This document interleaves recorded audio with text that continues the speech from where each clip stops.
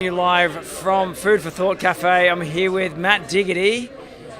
So, is there a song about you? Anyway, Matt Diggity, he's an SEO expert and he's the speaker for tonight, guest speaker, I believe, and on creative monetization for people's websites. And mate, that was a fantastic piece. And I'm in marketing, and you know what? There's some really good stuff in there. So.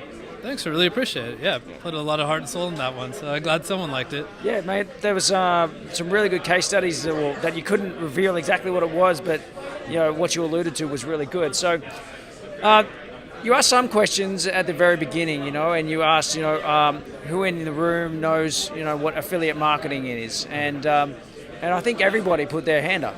I was actually really surprised by that. There was a couple other questions that I can't remember what they were, but let's touch on affiliate marketing for a second. Do you always get that kind of response from the crowd? Everybody puts their hand up for affiliate marketing? Yeah, well, first off, this is an event for the Chiang Mai SEO community. So I know a lot of these guys here, and it just happens to be that in Chiang Mai, a lot of people that are doing SEO are doing affiliate SEO. Why is that? Because we're on the other side of the world from like other clients in the United States or potential clients. So I guess these guys don't want to stay up till 3 a.m. doing client calls and all that. So I guess that's what the trend is, but I am kind of used to it. There's a lot of affiliates here. So one of the things you said to me earlier is that given that you're good at SEO, you want to help these guys also be good at SEO. So what's one of the things that you think, what's the biggest area that you can help in, is apart from affiliate marketing maybe?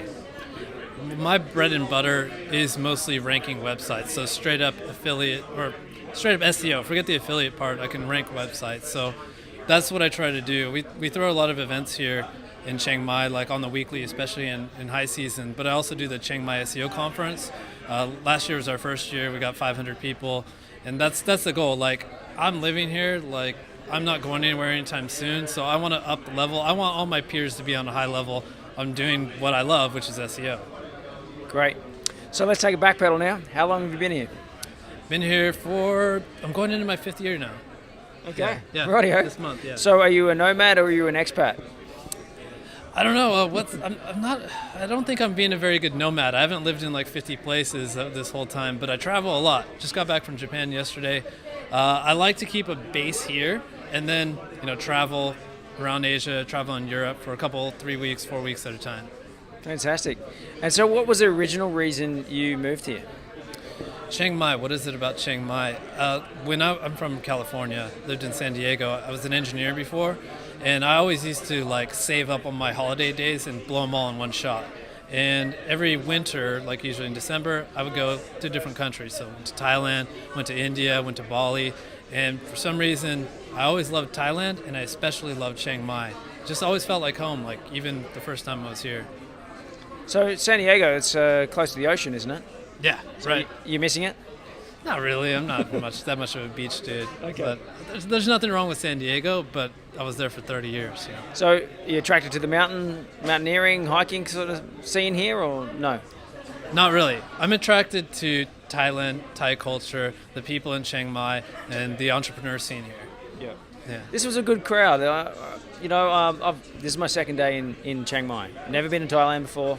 Done Japan and Hong Kong before. So this is kind of feels like my first experience of real Asia. So getting to know the town has been interesting for me, and what I've been struggling with is actually seeing people interact because everybody has just been head in a laptop.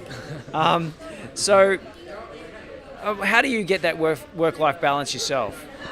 Yeah, so I'm probably not the right person to ask. I'm in grind mode right now too. I feel like we're in a renaissance, if you will, of being able to make money online. So I don't really have that much of a balance.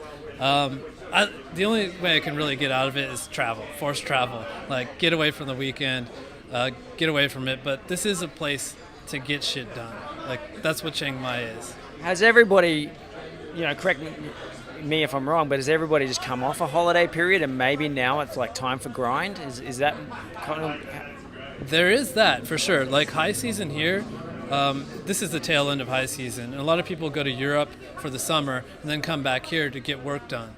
And then there's also the whole different side of it. Like there's a whole different side of digital nomads that wants to do as little as work possible. Yeah. And they're way on the work-life balance side on doing like massages every day and maybe a couple hours work. You know, there's a whole range here for sure. Yeah. But I guess we'd say like my crowd is the grinders, I guess. Yeah. Cool. So that's kind of what I was expecting before I came here was, work half a day, do yoga and get a massage and maybe swim in waterfalls or something, bathe with the elephants. That's what I was expecting to see. And I'm just seeing people like really going hard at it. So you think that this period, this renaissance of making money online is basically short-lived? Is that what you're anticipating? Or you think that it's long-term, and what's your feeling about it right now?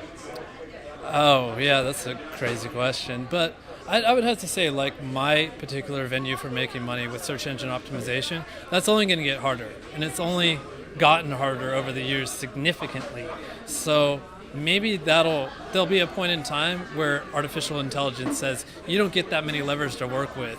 So it might not be profitable on an ROI perspective to be into it, but there's always going to be something else. Something else is going to emerge after that. And, if you're in a city like this and you have your ear to the grindstone, is that what they say? Like, you're going to find that new opportunity when it comes up. It's just, that's how it is here. Cool, man. So I'm also interested in cost of living, and I mean, you're a hard worker, I can tell. So, you still love what you do. It's obvious in your presentation. So I guess work doesn't come that hard to you. It's good fun. It's always challenging, and you're making money, which is great.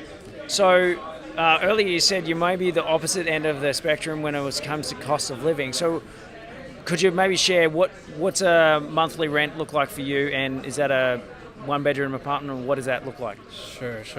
Well, I get asked this question a lot, especially when people visit. Like my friends from LA and San Diego, they're like, dude, I want to move here. What's it like? How much does it cost? So that's why we're recording it, so you can just link the video and you don't have to repeat yourself. Okay, cool.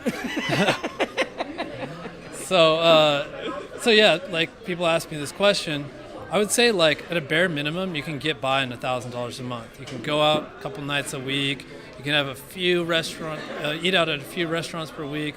But you're pinching pennies a little bit, but you can get by for $1,000 a month. $1,000 US. $1,000 US. Sorry, and that'll get you like $300 to $400 per month apartment, something like that. If you move up to $2,000 a month, you can do anything you want. Like you can eat out every night. You can go to the movies. You can go party every night if you want. $4,000, you really you need to brainstorm to try to get rid of that money. You need a team to help you get rid of it. Like that's how cheap things are here. Where I'm at in it, if I'm not really materialistic at all, but I do like to live nice. My apartment's like $1,300 per month, which is like on the high end. Like people tell me all the time, you're getting ripped off, and that's fine. This is my only creature comfort, so I'm okay with that. Cool. And so, I guess with the Nomad sort of name, even though that you're not really one, and there's this. Nomads were always a day-to-day liver.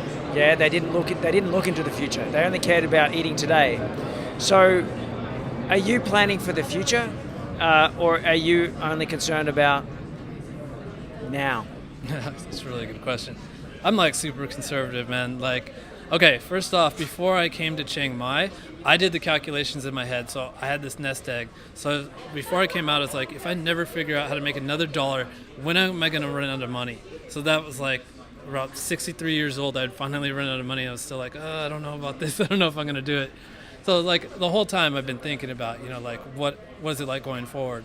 And I made goals for myself and hit the goals, but eventually, you bring family involved into it, you bring kids. What about grandkids? It never ends. The number never ends. So I would say I definitely am not the kind of guy that lives in the moment. I'm always thinking about the future and providing for a family and stuff like that. Do you think you're unique in that? I hope not. No, I don't. Not here in this landscape in Chiang Mai? No, I don't think so. There's some very sophisticated entrepreneurs here, people that are definitely crushing it, and they wouldn't have gotten that far just living in the moment completely. Yeah. Fantastic, man. And I know you weren't going to share your slides, but there was a great ebook. Did you want to share what that ebook was and to the live audience? Yeah, absolutely. So basically what I presented today was a case study that I'm working on. This case study is not live yet. I'm not ready to release the actual details of the website that I was talking about. But if you go to diggitymarketing.com/SEO-business-scaling, you'll get a great ebook where I talk about scaling techniques, how to hire your VA, how to start thinking like an entrepreneur rather than a freelancer. And then also you'll get notified of the case study that I talked about if you opt in for this ebook. Which is definitely worth getting. So, as I said, I'm in marketing. I run a marketing agency, have done for the last 11 years. And there are some really hot tips in there. Hat off to you. I think Matt actually came up with some of those concepts on your own completely. Haven't heard those before. So, yeah, nice one, man. I think I'll be stealing those and maybe give him credit. I don't know. All good. Thanks, guys. Hey, plenty more interviews coming live to you on facebook.com/Beach City Life. I'm in Chiang Mai for another 3 days. This is day 2. I'm finally starting to ease into it, finally starting to get to know it. And thanks to people like yourself, Matt, for coming on board and having an interview. Yeah, my pleasure. And you can also subscribe on YouTube. Just search for Beach City. Cheers.